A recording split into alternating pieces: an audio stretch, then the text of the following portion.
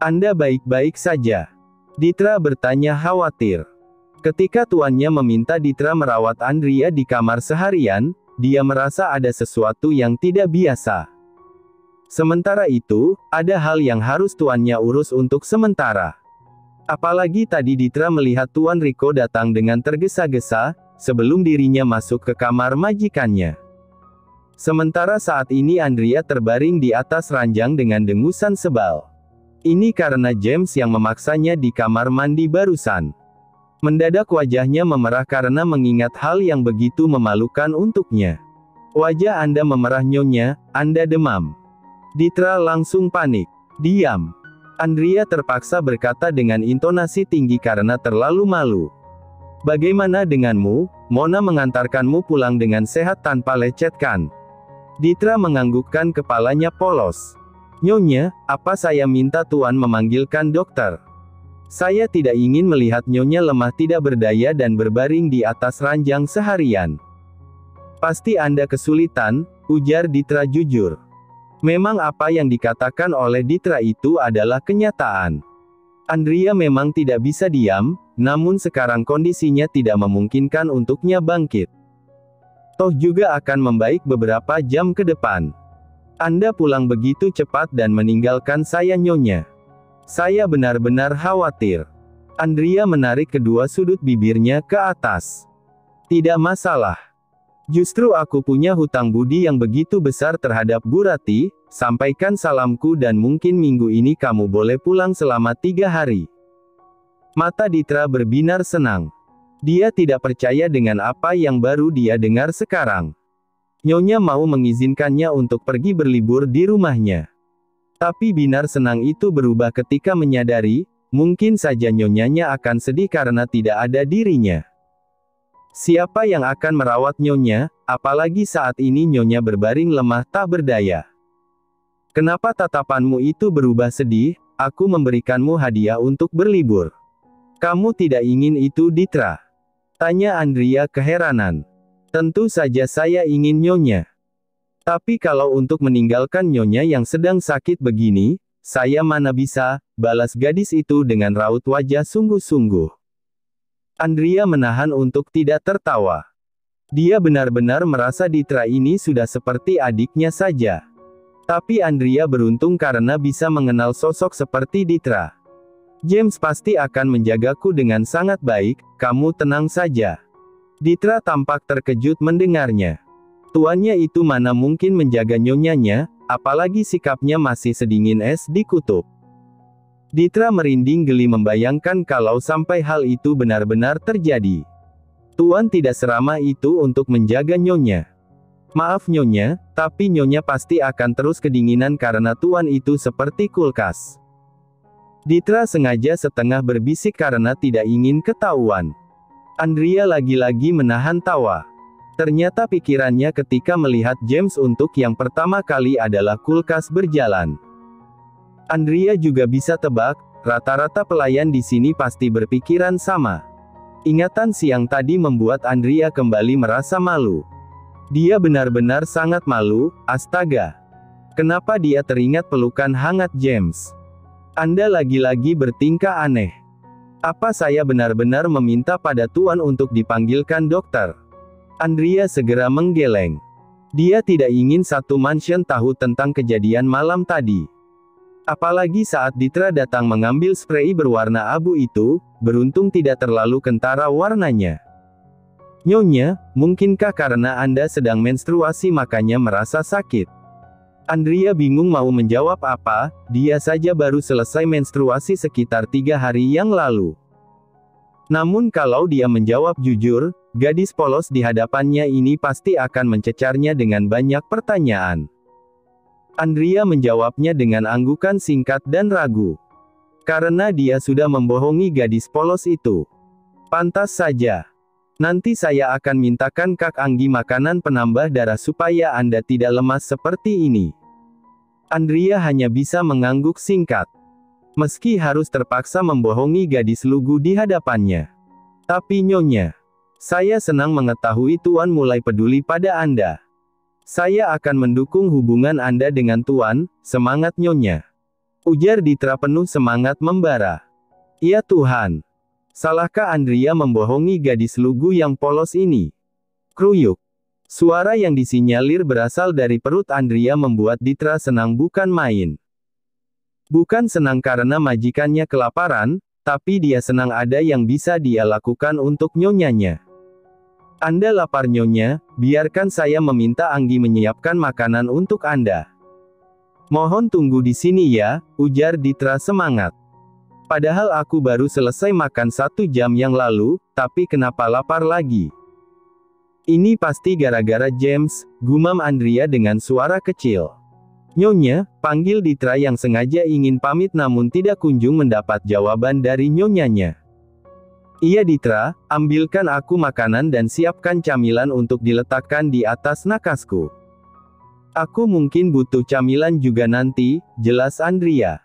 Ditra menganggukkan kepalanya dan segera melangkah menuju luar kamar. Meninggalkan Andrea sendirian yang kini sedang meratapi nasibnya. Nasib sudah berhasil menggapai hati James. Nasib karena mungkin malamnya tidak akan tenang lagi. Apa ya? Andrea merasa James itu sangat tajam dan gesit untuk membangkitkan aura buasnya. Andrea merinding ngeri, dia segera menutup wajahnya karena malu dengan pikirannya sendiri. Toh juga ada hal yang harus dia urus. Saat Andrea mencoba mengecek ponselnya, dia bisa melihat riwayat panggilan tidak terjawab dari Raeli dan juga Mami.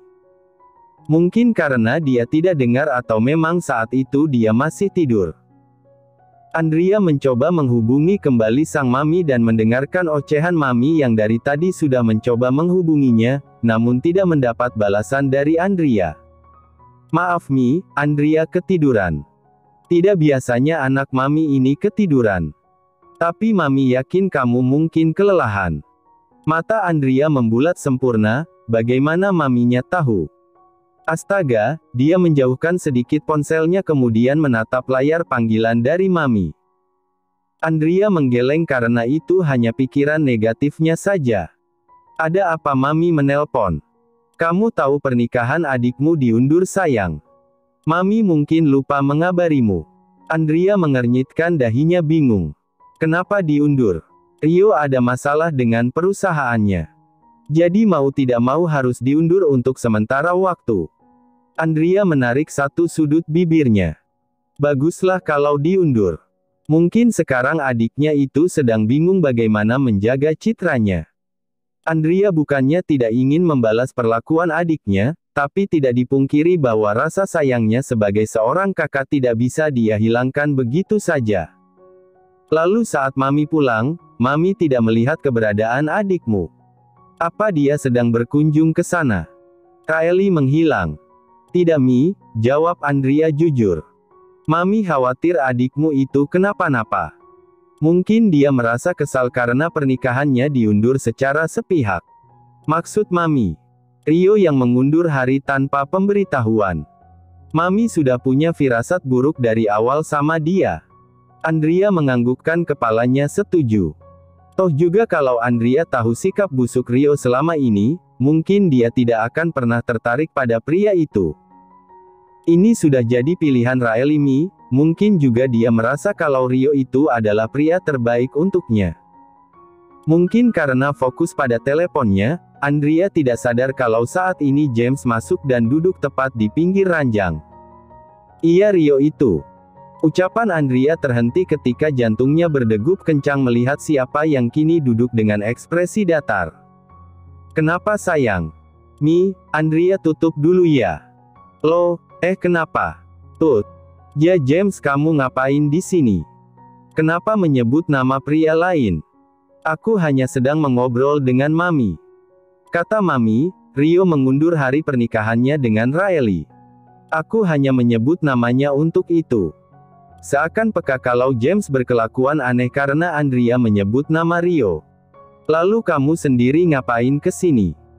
James terdiam sejenak, namun setelahnya dia mencoba mendekat bergerak mencari arah bibir Andrea dan mengecupnya pelan. Tidak tahu saja Andrea masih belum terbiasa dengan sikap James yang ini. Bibirku kering. James berkata setelah dia mencuri ciuman lembut di bibir Andrea. Sungguh alasan aneh yang membuat Andrea tidak dapat menahan senyum karena tingkahnya.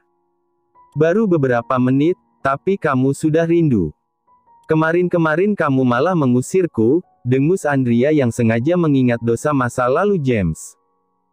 James malah terlihat acuh. Kalau dulu aku hanya bisa menyangkal. Namun sekarang, aku tidak perlu menahan apa yang ingin aku lakukan bukan?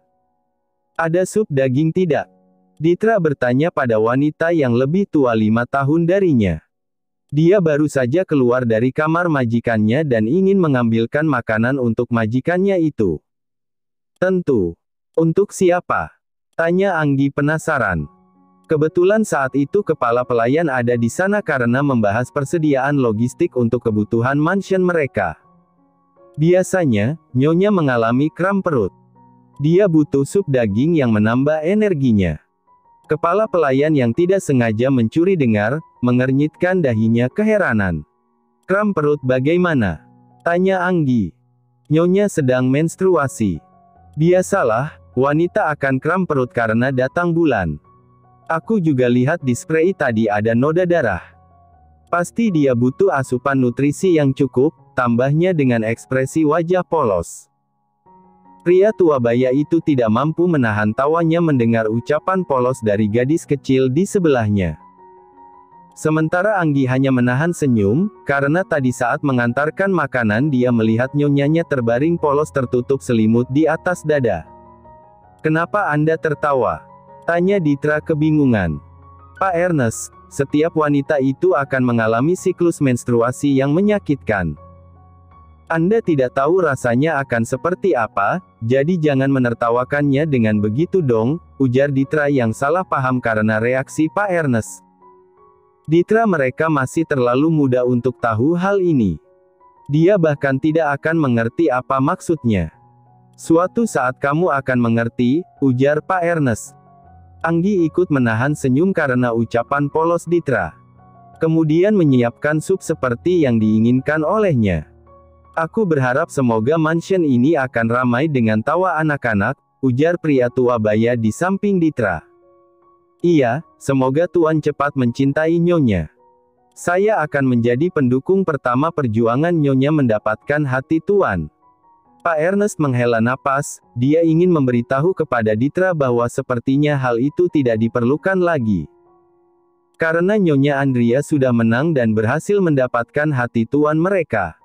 Mendadak Pak Ernest ingat, kalau saat itu Nyonya membawa Ditra ikut serta ke tempat Nyonya bekerja. Namun kenapa Nyonya pulang lebih dulu dan tampaknya tergesa-gesa? Apa yang Nyonya lakukan di sana? Nyonya bekerja. Astaga. Seandainya Anda tahu kalau Nyonya itu orang yang sangat hebat dan kuat. Tidak heran hatinya masih tetap bertahan untuk mendapatkan cinta Tuan. Apalagi kemarin dia datang ke rumah untuk bertemu dengan mama saya, jawab Ditra jujur. Pak Ernest mengernyitkan dahinya bingung. Untuk apa dia datang ke sana?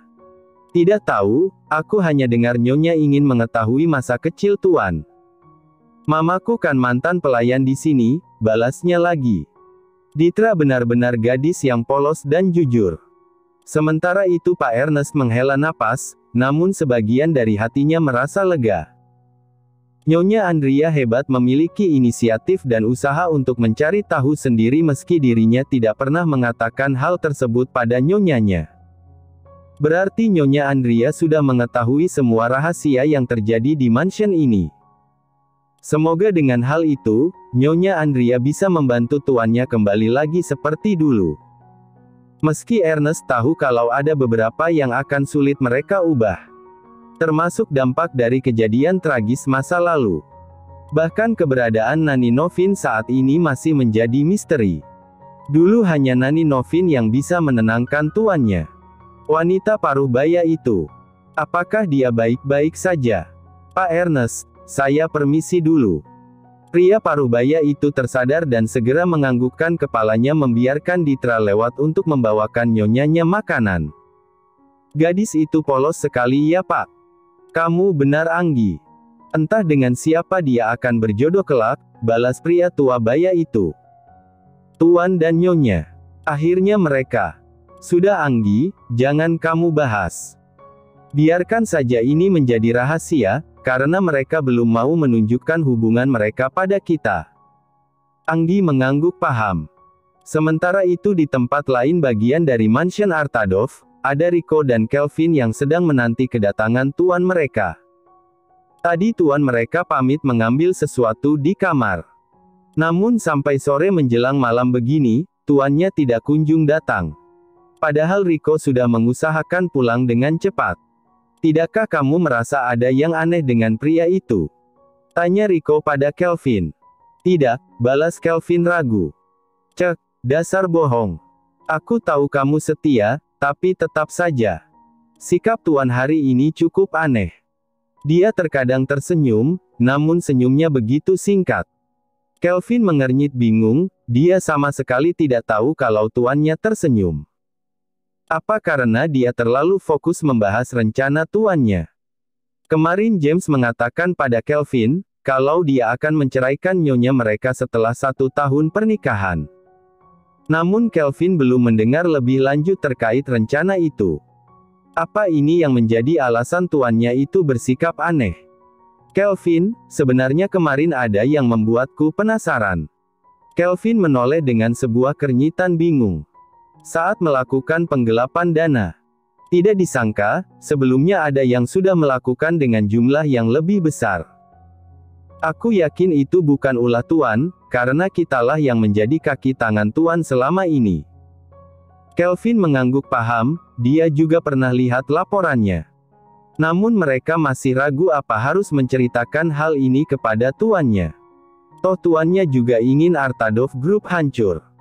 Lalu, apa yang mau kamu lakukan setelah mengetahui hal itu? Tanya Kelvin dengan keringitan di dahinya. Tentu saja mengatakannya kepada Tuan James. Dia harus tahu, meskipun dia ingin Artadov Group hancur. Apalagi kalau sampai Tuan Besar tahu yang sebenarnya ingin menghancurkan Artadov Group adalah JRK Company, perusahaan milik putranya sendiri. Aku tidak bisa membayangkan bagaimana reaksi Tuan Besar, ujar Rico bergidik ngeri. Rico adalah orang baru yang bergabung di hidup James. Dia tidak tahu asal-usul luka yang didapatkan oleh tuannya. Kelvin juga tidak mau memberitahunya, karena dia hanya menceritakan garis besar hubungan antara pewaris Artadov dan pemilik Artadov Group yang sekarang tidak baik. Kamu terlalu berpikir jauh. Oh iya, aku tidak pernah melihat nyonya sekarang. Apa dia baik-baik saja bersama tuan? Maksudmu? Tanya Kelvin bingung. Ya, kamu tahu sendiri bukan bagaimana sikap tuan. Tidak ada yang betah berada di dekatnya dengan sifat bosi dan menyebalkan seperti itu, balas Rico dengan tampang selengean. Katakan lebih keras Rico. Pria itu merinding ngeri ketika mendengar suara bariton yang sangat familiar di telinganya, dia segera berbalik dan menemukan tuan yang begitu dia segani. Ah, tuan maafkan saya. Rico menggaruk tengkuknya yang tidak gatal. Kelvin menyenggol lengan pria itu, meski Rico terkesan suka menjelekkan tuannya di belakang, namun aslinya pria itu sangat setia dan dapat diandalkan. Buktinya kalau dia tidak cakap dalam komunikasi, mungkin JRK Company tidak akan berjalan mulus. Saya dan Kelvin menanti Anda begitu lama. Saya baru pergi sebentar. Setengah jam itu bukan waktu sebentar tuan. Diamlah. Rico segera menutup mulutnya rapat. Sebelum mulai berbicara yang tidak-tidak dan memancing emosi dari tuannya. Kelvin, batalkan surat cerai yang sudah aku siapkan. Rico menutup mulutnya tidak percaya. Apa ini? Kenapa tuannya tiba-tiba membahas surat cerai? Kelvin hanya mengangguk, sebenarnya dia sendiri belum menyiapkan surat tersebut karena ingin mencoba membujuk tuannya. Tidak disangka tuannya sudah inisiatif sendiri untuk membatalkan surat tersebut. Anda ingin bercerai tuan? Yang benar saja. Tidak jadi. Yah, padahal saya mau gas pendekatan ke nyonya kalau Anda dan nyonya bercerai, ujar Rico dengan nada kecewa, tentu saja untuk menggoda tuannya. Aku akan memotong lidahmu jika hal itu kembali kudengar, ujar James datar. Rico menggeleng sembari bergidik ngeri, tuannya ini benar-benar psikopat. Bisa-bisanya mengatakan hal itu secara gamblang. Nyonya, bagaimana kalau Anda saya pijat? Andrea menggeleng dengan cepat. Dia duduk bersandar pada kepala ranjang. Dirinya masih memikirkan perlakuan James yang terkesan posesif dan memaksa. Namun Andrea akui, dia suka. Pria itu benar-benar membuatnya tidak berhenti berdebar setiap kali mencoba memikirkannya lagi. Andrea menggeleng kecil mencoba menutup wajahnya karena malu. Nyonya, apa yang sedang Anda pikirkan? Ditra bertanya bingung. Sebentar-sebentar nyonyanya pasti akan menutup wajah seolah-olah sedang malu. Apalagi wajahnya saat ini seperti kepiting rebus saking merahnya. Ditra, kamu tidak akan pernah mengerti rasanya kalau kamu belum merasakan jatuh cinta, ucap Andrea sembari menepuk bahu pelayannya itu. Apa itu cinta? Sesuatu yang akan membuatmu berdebar setiap kali mencoba memikirkannya, jelas Andrea. Ditra hanya mengendikan bahunya dengan acuh. Tidak tahu. Tidak terasa malam pun tiba. Mungkin karena merasa tubuhnya sedikit lelah, Andrea malah tidur dengan cepat setelah Ditra keluar untuk membawa kembali nampan beserta piring kosong ke dapur. Begitu sampai dia sudah melihat nyonyanya memejamkan mata disertai suara dengkuran halus. Saat Ditra keluar, dia terkejut bukan main melihat tuannya yang sudah berdiri dengan jarak 5 langkah dari pintu keluar. Untuk Ditra tidak langsung pergi dengan tergesa. Dia sudah tidur? Tanya James datar. Iya tuan, nyonya sudah tidur, balas Ditra yang kini menelan ludah gugup dan menunduk. Kembalilah, jangan datang lagi sebelum aku suruh. Baik tuan. Ditra merinding ngeri karena berhadapan dengan James. Meski sudah lama bekerja di kediaman ini, dia masih tidak terbiasa dengan sikap tuannya. Bagaimana Nyonya Andrea bisa jatuh cinta pada pria kulkas seperti tuannya? Entahlah, cinta memang rumit dipahami bagi Ditra. Sementara saat James masuk ke dalam kamar, senyumnya terbit. Meski terlihat getir, James segera mengambil tempat di samping Andrea yang saat ini tertidur dengan lelap. Hatinya mendadak bimbang. Memikirkan apakah jalan ini bisa menjadi jalan yang tepat. Lalu apakah James bisa memberitahu kepada Andrea secara langsung sebenarnya apa yang dia rencanakan? James menghela napas, sepertinya untuk saat ini dia tidak bisa melakukan hal itu. Hubungan Andrea dan papanya cukup dekat, dia tidak ingin Andrea terlibat dalam rencananya. James tidak pernah menyangka sekalipun, dia dan Andrea akan berada di situasi nyata memiliki hubungan asmara. Tidak bisa dipungkiri kalau James merasa hidupnya berbeda semenjak Andrea datang. Wanita aneh yang memiliki sifat acak yang tidak mudah James tebak. Pria itu meraba samping ranjangnya dan menyentuh lengan wanitanya. Sekarang kamu milikku Andrea, gumamnya kemudian meraba sampai jari jemari Andrea dan menggenggamnya, membawa tangan itu untuk dikecup secara singkat. Meski James ragu dengan perasaan apa yang mungkin dia rasakan sekarang, setidaknya dia yakin satu hal. Kalau saat ini Andrea benar-benar tulus mengatakan bahwa wanita itu mencintainya. Pria itu memilih untuk berbaring di samping Andrea dan mulai menyusul masuk ke dalam alam mimpi. Keesokan paginya Andrea terbangun lebih dulu. Meski masih terasa sedikit nyeri, namun dia bisa bangkit sekarang. Tidak akan dia biarkan James mengambil kesempatan lagi sebelum dirinya sembuh. Andrea melirik James yang saat ini masih terlelap menghadap ke arahnya. Andrea tidak bisa menahan senyum cerah di bibirnya. Akhirnya es mencair juga. Andrea mencoba turun dari ranjang dengan hati-hati, namun suara berat James membuat langkahnya terhenti. Mau kemana? Suara serak khas bangun tidur itu terdengar cukup seksi di telinga Andrea. Mandi, balas Andrea. Kenapa tidak membangunkanku? Kamu sedang tidur lelap James, bagaimana aku bisa membangunkanmu? James terlihat sedikit kesal, meski rambutnya yang berantakan terlihat lucu bagi Andrea. Bangunkan aku. Karena percuma saja aku tidur kalau tidak ada kamu di sampingku, ucap James jujur. Andrea menahan kupu-kupu di perutnya yang terasa menggelitik. Ya, jangan merayuku pagi-pagi, James. Lagi pula aku hanya ingin mandi. Mandi bers. Tidak. Potong Andrea cepat. Aku baru saja sembuh, tolong jangan buat aku gagal pergi ke kantor, pinta Andrea dengan nada memelas. Kemarin dia sudah izin secara mendadak. Dia tidak enak kalau harus meninggalkan pekerjaannya. Karena sekarang proyek yang dia tangani cukup besar. Memang dia beralasan untuk usaha membuat anak pada Miss Belle. Tapi kalau hal itu benar-benar terjadi, maka dia tidak akan beraktivitas lagi karena seluruh tubuhnya terasa sakit. Aku tidak ingin dibantah. Tapi nanti. Andrea menghela napas. Baiklah, tapi jangan coba-coba untuk menyentuhku. James hanya memberikan smirk aneh yang membuat Andrea memicingkan matanya curiga. Semoga hal itu benar-benar tidak terjadi. Selamat pagi Tuan dan Nyonya. Semua pelayan terkesiap melihat Tuan dan Nyonya mereka datang dengan posisi bergandengan tangan. Jangan lupakan senyum cerah Nyonyanya, meski saat ini tatapan tuannya masih sedatar triplek. Pagi Emil, pagi lainnya, balas Andrea. Anda terlihat sangat luar biasa Nyonya. Cantik dan anggun, ucap Emil pelayan yang biasanya mengurus kebersihan taman, yang merupakan putra Ernest. Ekem. Deheman itu seakan ingin membuat Emil sadar kalau dia tidak diizinkan memuji istrinya.